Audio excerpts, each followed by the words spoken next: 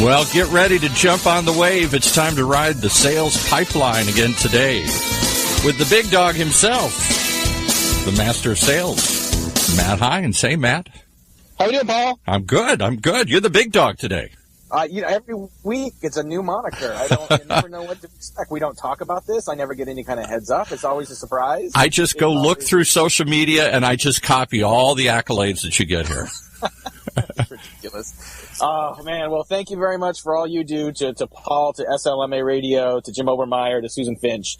We've got such an amazing team behind Sales Pipeline Radio. We couldn't do it without them. We would not be here. I think SLMA published the press release earlier this week, I believe, that this is now a weekly show that we're so excited about. Had such great feedback from our guests, had great participation, great insights from our guests, which is really what drives the show. If you want to hear from some of those past guests, you can always see them at salespipelineradio.com. You can download episodes. You can follow us on iTunes. Lots of great stuff up there. So we are well into April now. Last time we talked, it was the beginning of the month, beginning of the quarter. I'm sure there's plenty of salespeople that are already feeling that they're behind. But we got some great guests coming up today. Very excited to have Mark Magnacca. Mark, I hope I'm pronouncing your name right. Mark is the president of Insight Development Group, recognized industry expert who specializes in helping people create personal brand and effectively articulate their value proposition. He's the author of the book, So What? How to Communicate What Really Matters to Your Audience. And Mark, thanks very much for joining us. Hey, Matt, thank you. Glad to be here. Awesome. Well, a lot of things we can touch on here. I know that you're involved with Insight Development Group. You're involved with an organization called Allego. I think I'm pronouncing that right as well. Maybe talk a little bit about sort of the variety of things that you're involved in right now. Happy to do that, Matt. So, yeah, the primary focus for me, I'm actually the president and co-founder. You did have the name pronounced correctly. It's Allego. Allego is actually the Latin word for allegory, allegory being a short story designed to make a point. So Allego is a mobile-first platform designed to help sales teams capture their best ideas using mobile video and make it real easy to distribute their best stories, their best pitches, and let managers coach their salespeople remotely. Interesting. And now Allego, this is the sales enablement space has been growing significantly. The sales training space has seen a lot of great entries. I know Allego was recently named a co-vendor by Gartner as well, so you guys certainly have a lot of momentum. Talk about a little bit about sort of sales training, sales coaching, especially when you've got remote teams. Not surprised to see such great momentum in the company, but what are some of the problems that you're seeing sales teams are addressing when they're looking at something like Allego? What are some of the challenges in a more distributed or mobile workforce that the sales teams are grappling with right now? Yeah, sure. First of all, our fundamental worldview is that traditional sales training is broken. And I tell you that as a salesperson myself and as someone who's in the sales training business on the instructor-led side for 15 years. And that's not to say that there's no value in traditional instructor-led training, because I think there is. But I think what we now know is that the way people learn, and in particular the way millennials learn, is fundamentally different.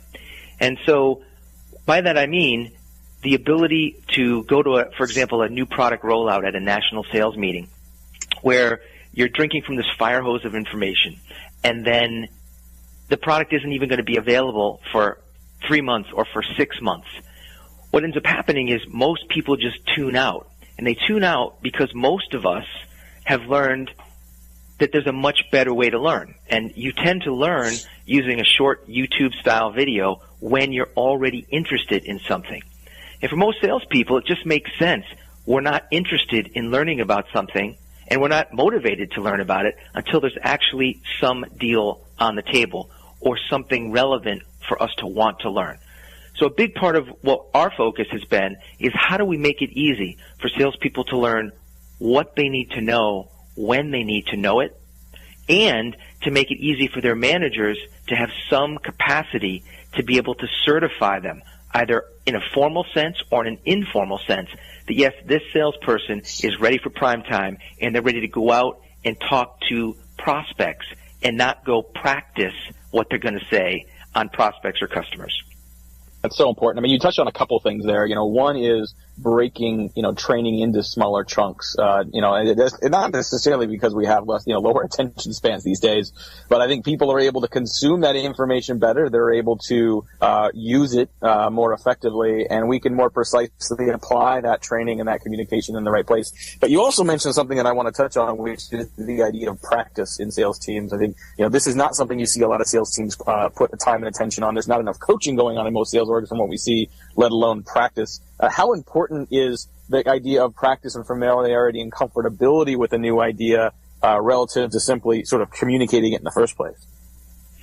Well, Matt, I did some homework before getting on this interview and to understand a little bit more about the podcast and some of what you're doing. And in doing so, I noticed you're at Weber Shandwick and then at Microsoft and, some pretty major companies here. So I've got to imagine, in answering that question for you, that you yourself had to practice what you were going to say before you said it when you worked at a company like Microsoft as a product manager. Sure. Right? So here's the crazy part. Think about this. In almost every other realm of business, and not just of business, but of athletics, of entertainment. If you think about it, it's not just lawyers who practice. It's not just doctors who practice. It's not just, accountants that practice. But athletes practice. Actors practice. So practice is a fundamental in every single discipline where people become great at something. And too often what happens in sales, in my own experience, is even talented salespeople who are born with the gift of gab, they often get by being able to wing it, but they don't realize how much better they could be by just spending a little time in practice.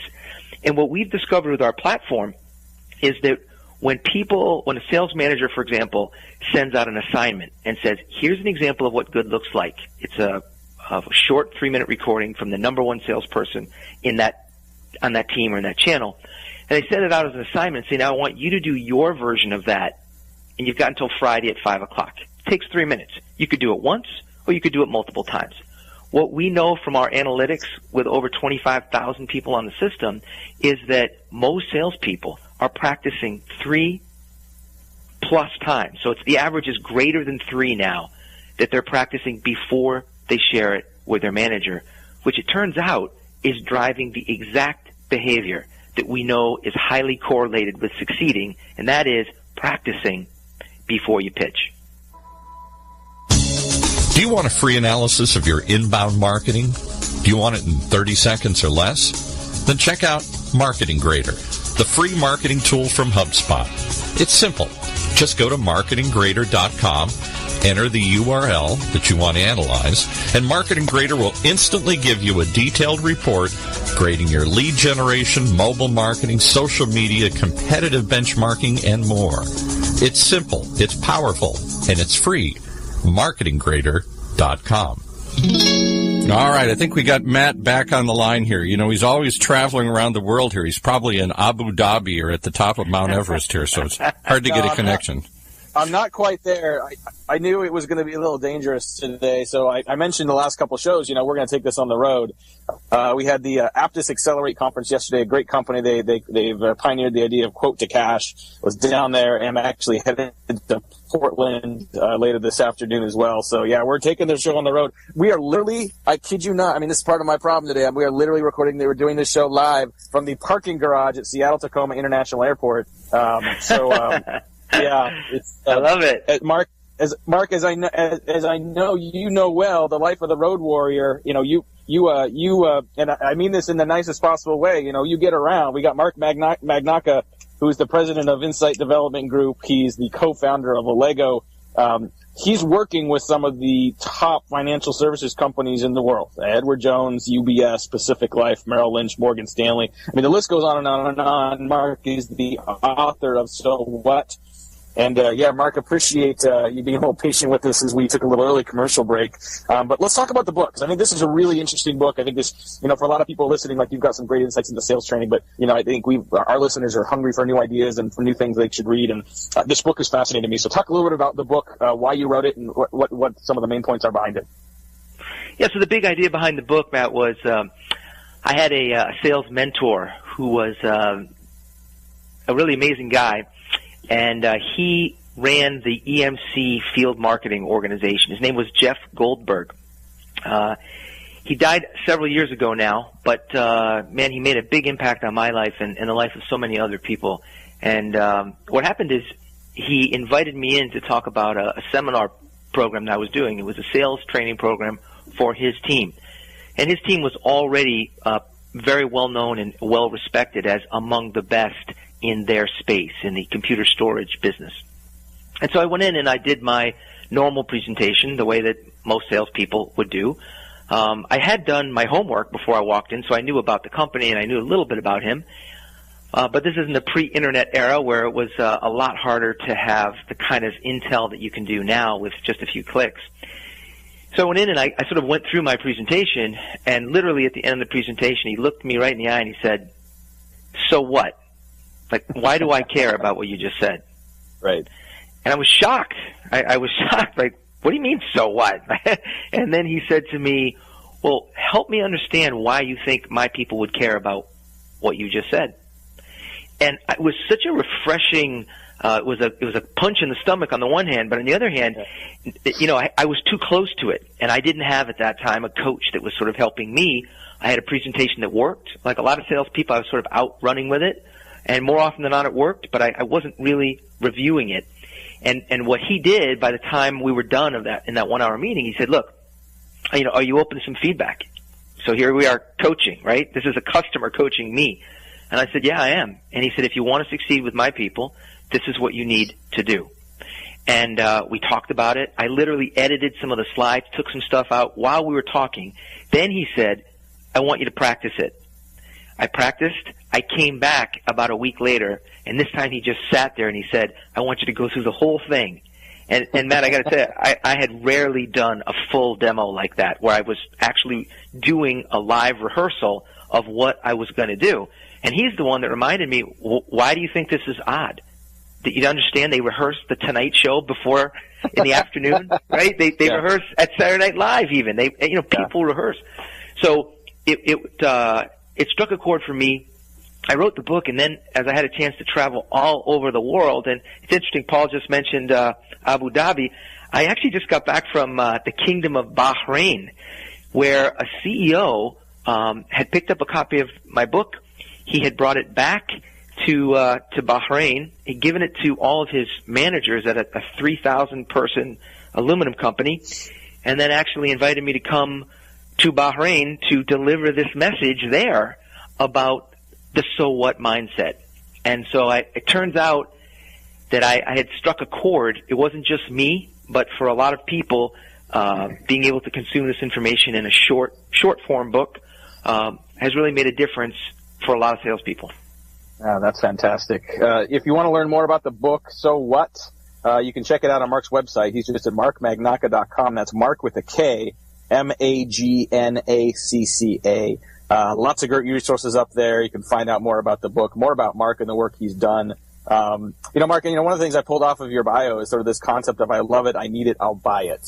And I think, I'd love to have you walk through that a little bit in that progression and what that implies for sort of a communication sequence that you recommend salespeople follow. Sure. So, the premise of this was that what happens a lot of times is that as salespeople, we try to come up with a logical argument for what makes our product compelling. And, when you think about the genius, for example, of Steve Jobs, some people think of it in terms of building Apple, but if you take it down to just one product, he started pre-iPhone with iPod. And the notion for him was when people started talking about, well, what is this? It's a portable storage device that can carry up to 60 gigabytes of information. And Jobs kept pushing back, and finally what emerged was, look, it's a way to carry 1,000 songs in your pocket. Boom. And you think about it, the idea for those of us who grew up in the cassette era and even the LP era, the notion of, what, I could carry 1,000 songs in my pocket? That's powerful.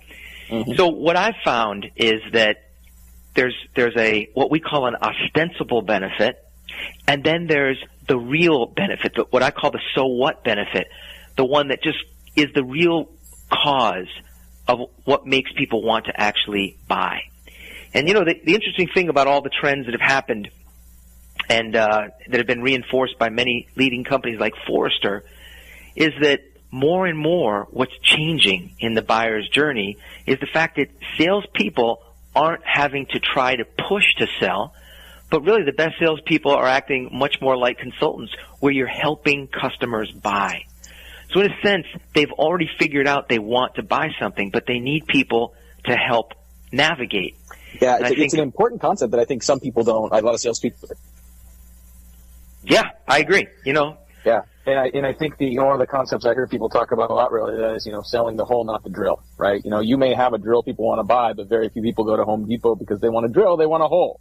And so the opportunity to help ensure that they understand why they need it, they understand how it ties into their own needs and their own kind of the things they're looking for are important. We're going to take a quick break. We're going to take an intentional commercial break here, Sales Pipeline Radio. When we come back, a little more with Mark, I want to talk about how all this applies to marketing as well and how the marketing team can support some of these efforts in organizations. We'll be right back. Sales Pipeline Radio.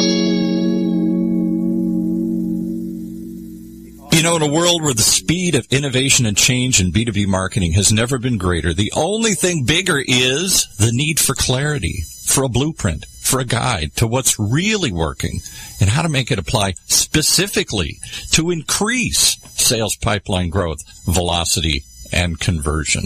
That's what you'll find in the Modern Marketer's Field Guide, something you should have in your back pocket right now. If you don't, you can download it for free at HeinzMarketing.com. That's HEINZ marketing.com. It encompasses the entire sales and marketing pipeline, but in quick bursts with lots of specific, actionable ideas and strategies and tactics you can put to work right away, like today. The loaded table of contents helps you narrow in and tackle a problem. Maybe something you're looking at right now on your desk, right in front of you as you're listening to this. It's also there as a resource that you can come back when you need something new to inspire you, to open your eyes, to give you some task or idea to do next. It's all that and more, and it's waiting for you free. The Modern Marketer's Field Guide at HeinzMarketing.com. That's HEINZ marketing.com. Whether you're producing a seminar series, users conference, lunch and learn, or exhibiting at a trade show, Validar has a solution. From capturing leads at trade shows to managing on-site registration, tracking session attendance, gathering information, and providing sponsors lead retrieval, we have a full suite of solutions for you. Since 2005, Validar has been turning corporate events and trade shows into better business. Call 888-784-2929 or visit us at validar.com. All right, let's see if we can get Matt's connection to hold on for a couple more minutes as we wrap up here. It's like holding on by a string. We're going to make it to the end here. That's right. I guarantee it. Now, you know what? The Sales Pipeline Radio waits for no one. That's right. I've got the tin cup hanging out the window here. I'm going to run it up to you here. So, Lord help us. All right. So, next week, speaking of Sales Pipeline Radio, next week we're going to. We're gonna something. We got the we're gonna out of Matt here. One of the best episodes I think we've had. It was with Trish Bertuzzi, who's the author of Sales Development Playbook. Am I still there? We gonna hello. Yeah, we lost that little bit there. We said we gotta, and then that's all we got. Well, I think I was doing my American Idol impression. Like I'm gonna say something, and then we're gonna wait until. I think it's definitely been Idol, like American Idol, like IDLE here. I think the whole. We're going to do a replay of one of my favorite episodes of Sales Pipeline Radio so far. Am I back? Paul, our friend Matt may just need to get to a spot away from concrete. I've been in those airports myself, and I know that you got to be out where you can see the blue sky for that signal to get clearly to the phone. I think that's the problem. He's down too many layers here. Yeah. Can you hear me now, or am I still out? We can hear you just barely. Oh boy. Yeah, I think Paul. I think your idea is right. I think let's. I'm excited to have Mark here today. I apologize for some of the issues. It's totally my fault today. We've got some great episodes coming up next week. Trish Bertuzzi from Sales Development Playbook. In 2 weeks, we have Dave Crenshaw, the author of The Myth of Multitasking. Very important to feature Dave. But Mark, let's finish up. I guess you got some great ideas ideas for helping salespeople with better training, better consumption, better practice, helping sales managers do better. What can the marketing organization do to support this? Are there things marketing can do from an enablement or content development that can support these efforts? Yeah, so to answer the question, what can marketing do, there's a lot of things marketing can do. I can tell you that in the case of Allego, one of our biggest use cases is supporting the national sales meeting. So to give you an example of this, Matt, think of the typical company doing a national sales meeting. And, very often marketing is busy preparing new collateral that they're going to roll out, be it digital collateral or print collateral, and sales is doing their own thing. Well, what we found is that there's some great ways to make it easy using the power of video to let salespeople absorb information before they get to that national sales meeting. And then we found there's some real easy ways using video technology to capture the best stuff that happens at a national sales meeting. And then we found, from a marketing standpoint, being able to drip that content out. In some cases, you're dripping content out to the sales team. In other cases, you're capturing snippets of some of the best things that happen at the national sales meeting and even sharing that with prospects and customers. So the big idea here is in all the places that are line items on the budget that are being examined by management, one of them that often isn't examined closely enough is what are we spending on our NSM? And what we've found is that we can help people either A, go from a 4-day meeting to a 3-day meeting, or B, leverage those days at the national sales meeting so that that content has a life beyond the meeting. Because we all know that 60 days after the meeting, 80% of what's been said has disappeared into the ether. Mm-hmm. No, that's great advice. Great advice. Well, I think as we wrap up here and just before the tin can gives way, Mark, maybe just talk a little more about, where else can people learn about you? Where can they read more about some of these ideas? And, what's the best place for people to start to experience the book, So What? Great. Well, if you want to know more about the book, So What, you can go to sowhatbook.com. And if you want to know more about Allego and understand how we're helping more than 25,000 users and a wide range of blue-chip companies now harness the power of mobile video for their sales force, you can visit us at allego.com. That's ALLEGO.com. Rhymes with Lego, my ego. Perfect. Awesome. Well, special thanks to our guest, Mark Magnacca, today. He's given us some great insights. I think we learned a lot today, Paul. We learned about creating content in bite-sized chunks to get it better engaged with your sales team. We learned about the power of practice and comfortability and preparation. We also learned you don't do live radio shows in the middle of a large concrete building. That's what I was going to add, yeah. This is a terrible idea, and we're not going to do this again. So what's ironic is I'm literally a floor below the open sky, which would have been a much better idea. So, hey, you know what? Life's about learning. Life's about taking those lessons and making sure you don't repeat them again and getting better. So appreciate everyone sticking through this with us for today's episode of Sales Pipeline Radio. Thanks to Mark for his great insights. Thanks to Paul and the team for putting up with me today. Join us again next week. Trish Bertuzzi, the author of Sales Development Playbook. We're going to do a special repeat performance by popular demand from people that didn't hear that. And then the week after, we've got Dave Crenshaw, author of The Myth of Multitasking. This is Matt. Thanks for joining us. See you next week from a much better location, Sales Pipeline Radio.